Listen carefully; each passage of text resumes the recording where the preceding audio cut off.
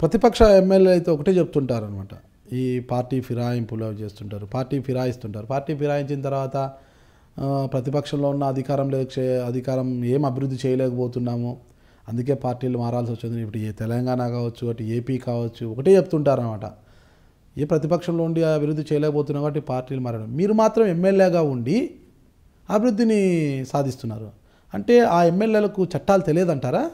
Yes, నేను అభివృద్ధి కోసమే పార్టీలు మారామని ఎవరని చెప్తే వాళ్ళు మారినటువంటి వాళ్ళందరూ కూడా ఎటువంటి అభివృద్ధి కోసం మారారో లెక్కలతో సహా మొన్న కొన్ని చెప్పాం.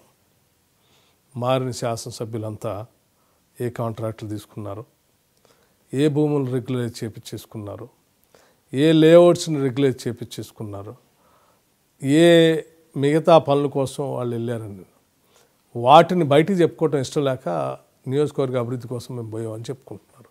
నియోజకవర్గ అభివృద్ధి కోసం అధికార పార్టీలోనే ఉండాల్సిన అవసరం లేదు.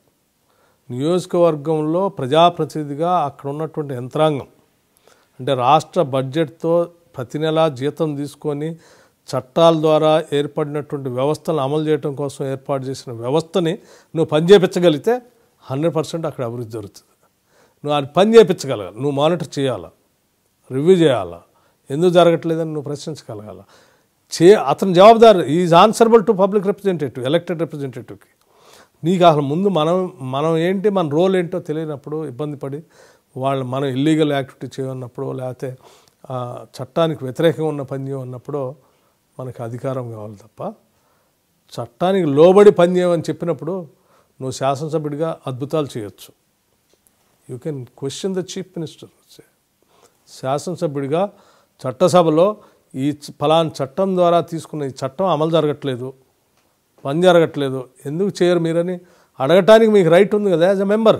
సీఎం వినట్లేదు అంటుంటారు. అంటే ఏపీ విషయానికి తీసుకుంటాం. ఇప్పుడు సీఎం గారు అంటే నియోజకవర్గాల ఎమ్మెల్యేలకు ఇవ్వాల్సిన అభివృద్ధి ఏసీడీపీ నిధులు కూడా ఇవ్వట్లేదు. 100 రకాలైనటువంటి మార్గాలు ఉన్నాయి ప్రభుత్వంతో పని చేయించడానికి లీగల్గానే. అంటే మిగతా ఎమ్మెల్యేలకు మీలా లీగల్ పాయింట్ తెలియదు అంటారా? నేను ఎవరి అవసరాల కోసం వాళ్ళు పార్టీలు మారినటువంటి వాళ్ళ అవసరాలు వాళ్ళ అజెండా వేరే అయి ఉండొచ్చు కదా, అదే అజెండా నా అజెండా కావాల్సిన అవసరం లేదు కదా. ఒకటి చెప్పండి, ఈ పార్టీ ఫిరాయింపులు అనేది కరెక్టేనంటారా? కాదనే చెప్తాను. మరి చెప్పండి, పార్టీ ఫిరాయింపుల దారులపై చర్యలు తీసుకోవడంలో కఠినమైన చట్టాలు తీసుకురావడానికి మీరు ఎందుకు కృషి చేయలేకపోతున్నారు? చేశాం కదా. ఎక్కడ అమలైంది? అమలు కావటం చర్య తీసుకోవాల్సింది ఇచ్చినటువంటి ఎవిడెన్స్తో సహా గౌరవ సభాపతి గారికి సమర్పిస్తే సభాపతి గారు వాటన్నిటిని పరిశీలన చేసి నిర్ణయం చేయాలి. అంతే, అంతకుమించి మీరు ఏం చేయలేకపోయారు. చెప్పేదేనండి, చట్టం గురించి కొద్దిగా లోతుగా తెలుసుకుంటే శాసనసభ్యుడిగా నేనేం చేయగలిగానో తెలుస్తుంది. ఈ defection, anti defection act 10th షెడ్యూల్లో ఉన్నదాన్ని, దీనికి సంబంధించి భారత పార్లమెంట్లో తీసుకొచ్చే చట్టం ప్రకారం ఏంటంటే ఒక పార్టీ మీద గెలిచినటువంటి అభ్యర్థి ఆ పార్టీ సింబల్కి వ్యతిరేకంగా ఇంకొక రాజకీయ పార్టీకి సంబంధించిన కండవ కానీ లేకపోతే ఆ పార్టీలో చేరుతున్నట్టు కానీ లేకపోతే ఆ పార్టీ కోసం పనిచేస్తున్నట్టు కానీ ఎవిడెన్స్తో, అది సిడి ఎలక్ట్రానిక్లో మాట్లాడిన ఎవిడెన్స్ కావచ్చు, పత్రికల్లో వచ్చింది కావచ్చు, ఫోటోల రూపంలో ఉన్నది కావచ్చు, లేకపోతే సభలో మాట్లాడింది కావచ్చు, వాటన్నిటిని పొందుపరిచి ఆ పార్టీకి సంబంధించినటువంటి ఫ్లోర్ లీడర్ గౌరవ సభాపతి గారికి కంప్లైంట్ చేస్తే దాని మీద వారు వెరిఫై చేసి నిర్ణయం చేయాలని 10th షెడ్యూల్లో ఉంది. గౌరవ సభాపతి గారు ఎన్ని రోజుల్లో చేయాలా, ఎప్పుడు చేయాలా, చేయకపోతే ఆయన ఏం చేయాలా అనేది భారత పార్లమెంట్ ద్వారా వచ్చినటువంటి ఆ చట్టం 10th షెడ్యూల్లో అంతవరకే ఉంది. దాన్ని మించి ముందు పోవటాన్ని నేను శాసనసభ్యుడిగా ప్రశ్నించడం లేదు. ఆ పరిధి భారత పార్లమెంట్ది.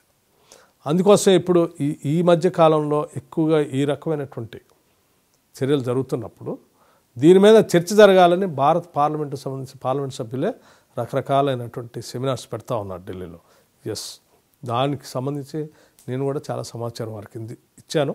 దాంట్లో మార్పు కోసం కావాల్సిన సలహాలు సూచనలు కూడా ఎక్స్ డిప్యూటీ స్పీకర్గా నేను కొన్ని పంపించాను కూడా. నేను Mallu Bhatti Vikramarka, Telangana Pradesh Congress committee working president.